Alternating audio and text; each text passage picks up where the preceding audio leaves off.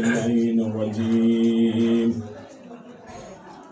بسم الله الرحمن الرحيم الحمد لله رب العالمين بسم الله والصلاة والسلام على أشرف الأنبياء والمرسلين وخاتم النبيين نبينا وطبيب ذنوبنا أبي القاسم محمد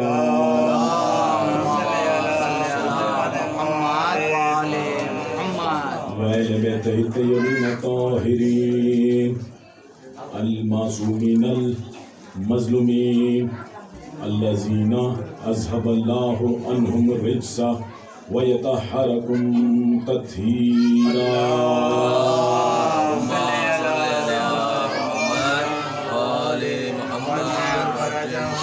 سب سے پہلے تو میں بہت شکر گزار ہوں اپنے شجاع بھائی کا کہ آج انہوں نے مجھے کافی ٹائم دیا بسم اللہ بسم اللہ اور میرا جی بھی چاہ رہا تھا کہ آج میں نے مسائل زیادہ سے زیادہ پڑھنے ہیں. بسم اللہ بسم اللہ. اس لیے ہم نے آج آپ کو دیا ہے. سامعین گرامی قدر، اس محرم میں حسین ابن علی دیکھنا ہی چاہ رہے تھے کہ ہم نے جو رسم چھوڑی ہے، بجھے چراغ پر ہم دوستی پرکھتے ہیں، بجھے چراغ پر ہم دوستی پرکھتے ہیں، یہ رسم اس قبیلے میں کربلا سے ہے. عزیزان محترم، ہم اس پر آشو ماحول میں، ان عجیب و غریب حالات میں تا حد نظر مذہب و ملت و قوم و زبان کی حد بندیاں چھوڑ کر ہم اطاعت رسول کا عملی مظاہرہ کر رہے ہیں. اور یہ حسین کا سب سے بڑا معجزہ ہے کہ ساری کائنات میں جھگڑے ہو رہے ہیں، مگر حسین کے دربار میں ہر قوم، ہر قبیلے، ہر نسل کے حضرات المومنین حسین کی بارگاہ میں موجود ہیں. یہاں نہ کوئی عربی ہے، نہ کوئی عجمی، نہ کوئی مکی ہے، نہ کوئی مدنی، نہ کوئی سندھی، نہ کوئی مہاجر، نہ پٹھان، نہ پنجابی. یہاں تو صرف دو ہی رشتے ہیں جو غازی عباس کے پرچم کے نیچے ہیں، وہ حسینی ہے، اور جو نہیں ہے وہ یزیدی ہے. درود بھیجیے محمد و آل محمد.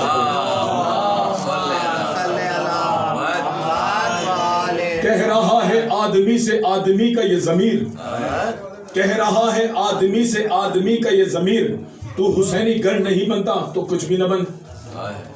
عزیزان محترم، اطاعت رسول کا سرنامہ یہ ہے، اطاعت رسول کا مفہوم یہ ہے، اطاعت رسول کا مقصد یہ ہے کہ حسینی بن کر زندہ رہو. حسین اور حسینیت نام ہے اطاعت رسول پر مر مٹنے والی اس تحریک کا کہ جسے سر دے کے زندہ کیا گیا ہو، کہ جسے خون دے کے حرارت دی گئی ہو. نہیں سمجھ میں آ رہا تھا نا زمانے کے کہ اطاعت رسول کیا ہے. نمازیں پڑھ رہے تھے، اطاعت رسول سے بے خبر تھے. روزے رکھ رہے تھے، اطاعت رسول سے بے خبر تھے. لا الہ الا اللہ پڑھ رہے تھے، اطاعت رسول سے بے خبر تھے. محمد رسول اللہ پڑھ رہے تھے، اطاعت رسول سے بے خبر تھے. ارے اگر اطاعت رسول کی خبر تھی تو یزید کے اس عمل پر سب چپ کیوں رہے؟ کوئی کچھ نہیں بولا. ارے محمد رسول اللہ کہنے والوں کو تو چپ رہنا ہی نہیں چاہیے تھا نا. لیکن تاریخ کا ایک ایک ورق شاہد ہے کہ جب انکار توحید، انکار نبوت، انکار قرآن ہو رہا تھا یزید کی زبان سے تو سب چپ کیوں رہے؟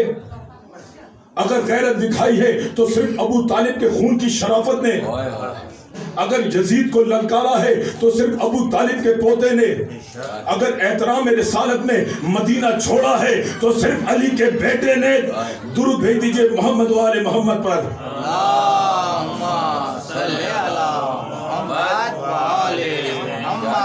یہی وجہ ہے کہ جب محرم آتا ہے تو حسین کے غم کے استقبال کے لیے صرف شیعہ ہی نہیں بلکہ جن جن کے دلوں میں احترام رسالت ہے وہ سب ہی حسین کے غم کا استقبال کرتے ہیں.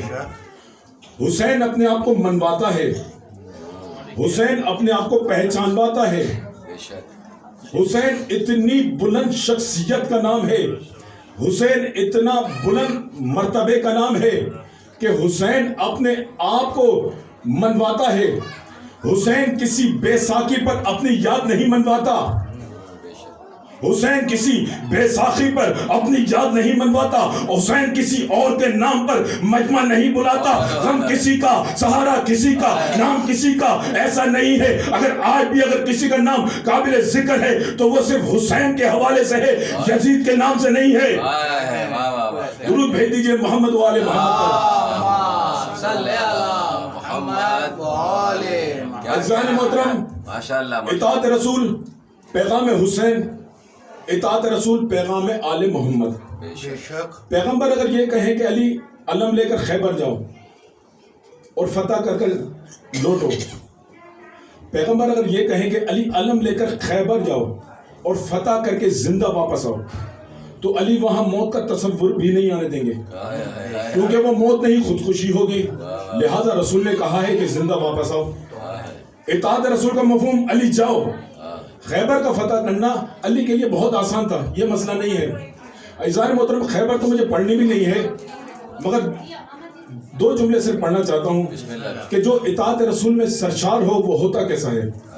علی گئے، قلعے کے قریب پہنچے، قلعے کی فیصل پر مرحب بیٹھا ہوا تھا۔ مرحب نے حسب عادت بغیر پہچانے کھڑکی کے جھروکے سے سر نکال کر کہا کہ میں مرحب ہوں، میں مرحب ہوں۔ علی نے دیکھا اور ایک تاریخی جملہ کہا، ان الذی سمتنی امی حیدرہ، کہ میں وہ ہوں کہ جس کی ماں نے میرا نام حیدر رکھا، نعرہ حیدری۔ اتنی ہی بلند صلوات بھیج دیجئے محمد و آل محمد پر۔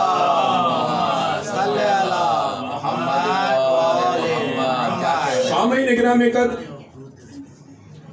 مرحب حارث انتر، علی نے کسی جنگ میں بھی اپنا تعارف اپنی ماں کے ذریعے سے نہیں کرایا۔ یہ جنگ خیبر یہ واحد جنگ ہے کہ جس میں علی نے اپنا تعارف اپنی ماں کے ذریعے سے کرایا۔ اس کا سبب دوستو جب پوچھا گیا امت مسلمہ کے علماء سے کہ آخر اس کی وجہ کیا ہے، اس کا سبب کیا ہے کہ علی نے اپنا تعارف جنگ خیبر میں اپنی والدہ گرامی کے ساتھ کیوں کرایا، باپ کے ساتھ کیوں نہیں کرایا، اس کا سبب دوستو کوئی نہیں بتا سکا۔ آخر دعا کی گئی مشکل کشا سے کہ مولا تو بتا دے، مولا مولا تو بتا دے، مولا مولا تو ذہنوں کو رزق تو دیتا ہے، مولا مولا بھیکاری تو ہم تیرے ہی در کے ہیں، مولا مولا جب کوئی کتاب نہیں بتاتی، کوئی سبب نہیں بتاتا، تو بتا دے مولا کہ تو نے جنگ خیبر میں اپنا تعارف اپنی ماں کے ذریعے سے کیوں کرایا، باپ کے ذریعے سے کیوں نہیں کرایا۔ تو جواب یہی آئے گا کہ تم اگر تاریخ کا مطالعہ کر کے تو دیکھو، تدبیر کرتے تو تم کو بصیرت علی کا پتہ چل جاتا۔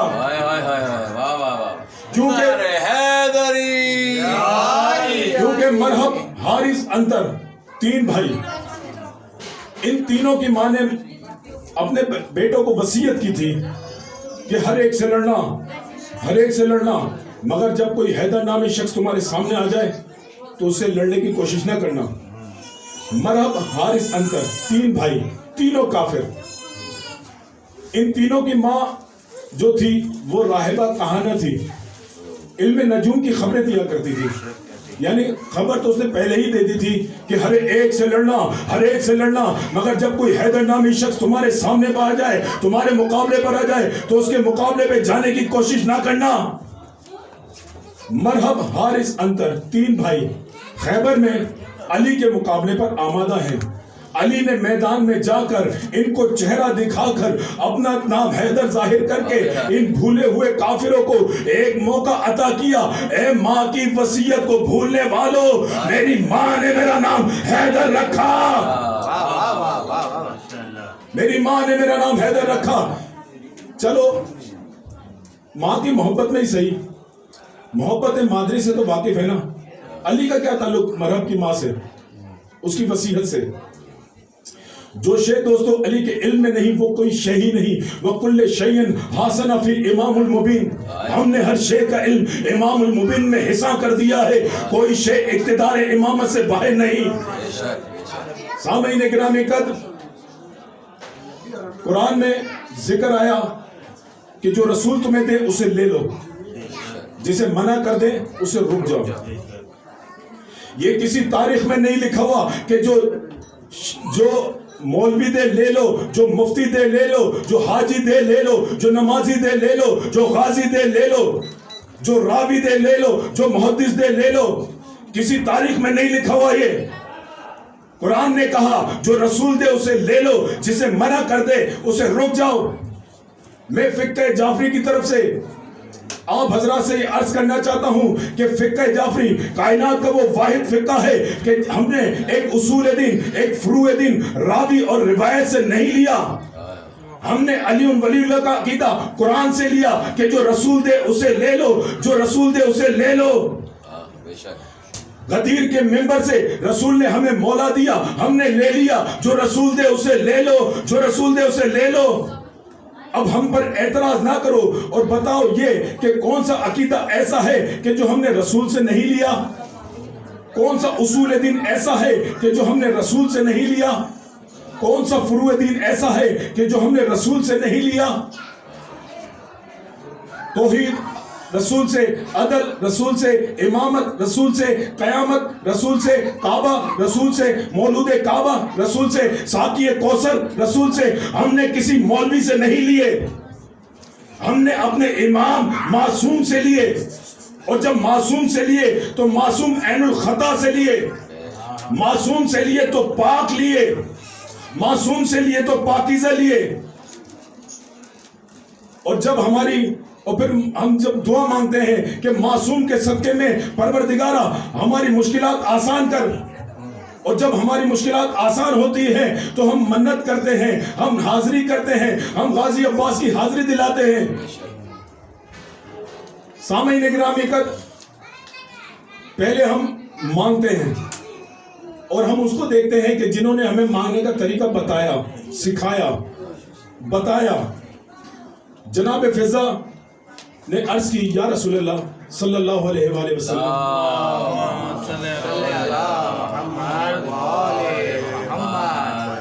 حسنین بیمار ہیں, علیل ہیں. کہتی ہے کہ یا رسول اللہ میں ایک منت مان لوں کہ شہزادے اچھے ہو جائیں گے تو ہم 3 دن کے روزے رکھیں گے. رسول نے کہا بالکل یہ منت ہم بھی مانتے ہیں. علی نے کہا بالکل یہ منت ہم بھی مانتے ہیں. فاطمہ نے کہا یہ بالکل ہم بھی یہ منت مانتے ہیں. حسنین نے کہا بالکل ہم بھی یہ منت مانتے ہیں. اے جناب فضا, اے ہماری ماں, ہماری ماں کا سلام قبول کر کہ تو نے رسول کو منت کا مشورہ دے کر قیامت تک کے آنے والے مفتیوں کے زبان پر تالے ڈال دیے کہ جو یہ کہیں گے کہ منت ماننا بدعت ہے. منت پوری بھی کہی گئی. حسنین اچھے ہو گئے, شہزادے اچھے ہو گئے. پہلے دن جو روزہ رکھا, افطار کا وقت آیا, پنجتن بیٹھے دسترخوان پر, ایک ساحل آیا, صدا دی, مسکین بن کر آیا.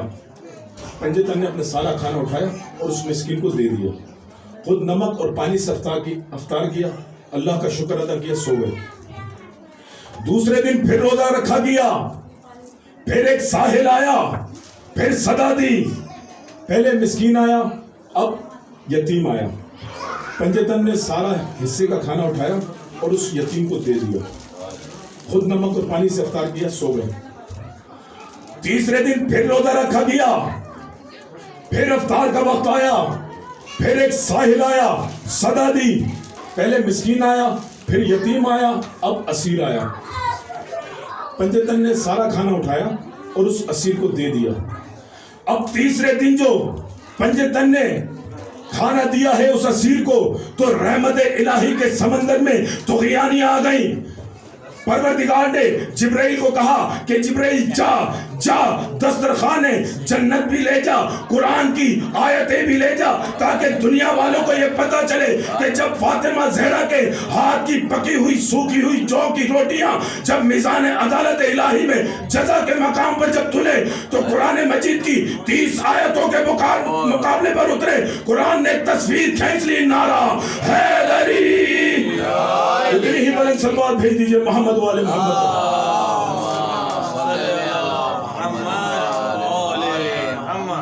فاطمہ زہرا 30 آیتوں کے برابر نہیں ہے, ان کے ہاتھ کی پکی ہوئی روٹیاں ہیں. وَيَتُومُ طَعَامُ اللہ حبا مسکینہ یتیمہ و اسیرن. سورہ دہر میں یہ 30 آیتیں قرآن مجید کی. سامعین گرامی قدر، ایک مولانا مودودی ہیں، آپ جانتے ہوں گے ان کو، جماعت اسلامی کے بانی. انہوں نے ایک جملہ لکھا، ایک اعتراض کیا اسی پر، اسی آیت پر. اور کیا علمی اختلاف، تاریخی اختلاف.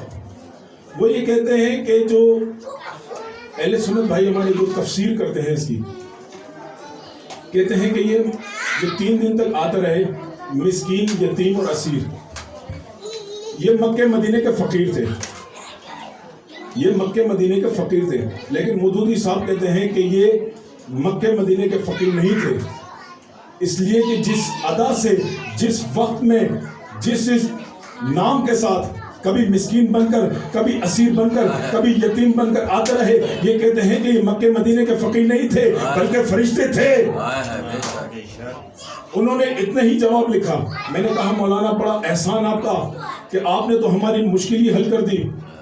اب تو کوئی یہی نہیں کہہ سکتا کہ فرشتے عادی بھکاری ہوتے ہیں،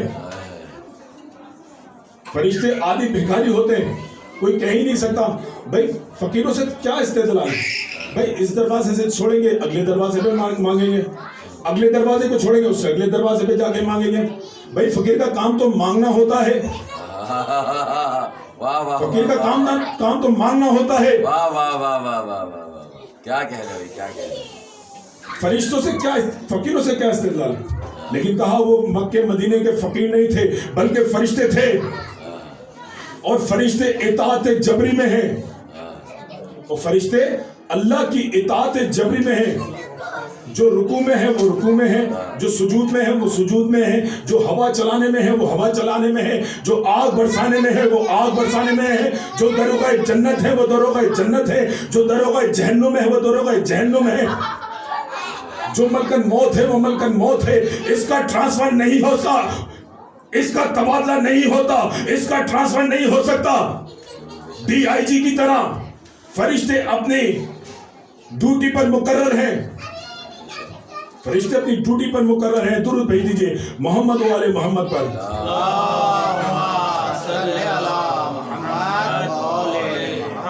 بس عزیزدارو، آج 9 محرم ہو گئی اور میں نے آج مسائل زیادہ پڑھ رہے تھے بسم اللہ. تاکہ ماتمیوں کو بھی ذرا زیادہ وقت مل جائے. آرام سے پڑھیں، کوئی ماتمی نہیں ہے، آرام سے پڑھیں. آپ ماتمی ہے ایک دعا پڑھ کے مجلس تمام کرنی ہے، آپ آرام سے پڑھیں. پڑھے آرام سے. چلیں فضائل کو مسائل پہ آ جاتا ہوں. اس لیے کہ عزاداروں، آج 9 محرم ہو گئی.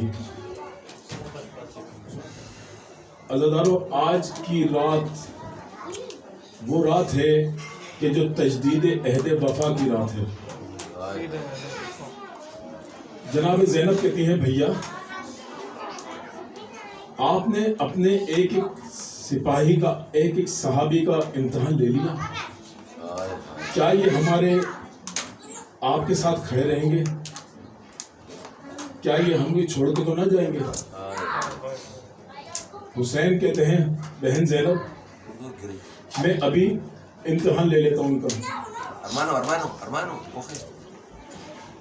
سب کو بلایا گیا، سارے صحابہ کرام کو، اور کہا کہ میں آج آپ کو اس حقیقت سے آگاہ کرنا چاہتا ہوں کہ آج جو ہم کربلا میں موجود ہیں، یہاں ہم زندگی کی تو کوئی بات ہی نہیں کریں، یہاں صبح شہادت ہو جانی ہے سب کی، اور جس کو جانا ہے وہ چلا جائے. تمہاری ذمہ داری میری ہے، تمہاری جنت کی ذمہ داری میری ہے، کسی کو جانا چاہے چلا جائے. عزادارو، کوئی بھی نہیں گیا. میرے مولا فرماتے ہیں اچھا تم سمجھتے ہو کہ میں آپ کو کہہ رہا ہوں کہ آپ چلے جاؤ، شاید تم شرم کی وجہ سے نہیں جا رہے. لو میں چراغ بجھا دیتا ہوں. عباس کو کہا عباس چراغ بجھا دو. عزادارو، چراغ بجھا دیا گیا. تھوڑی سی ہلچل ضرور ہوئی، تاریخ میں لکھا ہوا ہے کہ ہلچل ضرور ہوئی ہے تھوڑی، لیکن جب دوبارہ چراغ جلایا گیا تو کیا دیکھا کہ سارے اصحاب حسین نے اپنے نیام سے تلواریں نکال کر اپنی گردنوں پر رکھے ہوئے کہتے ہیں مولا اگر اللہ نے ہمیں 70 بار زندگی دی اور 70 بار موت دے گا تب بھی ہم آپ کو چھوڑ کر نہیں جائیں گے. عزادارو یہ امتحان صرف صحابہ کرام کا نہیں تھا, یہ تجدید عہد وفا حسین کے صحابیوں کی نہیں تھی بلکہ 18 جوانان بنی ہاشم کی بھی تھی. ہر خیمے میں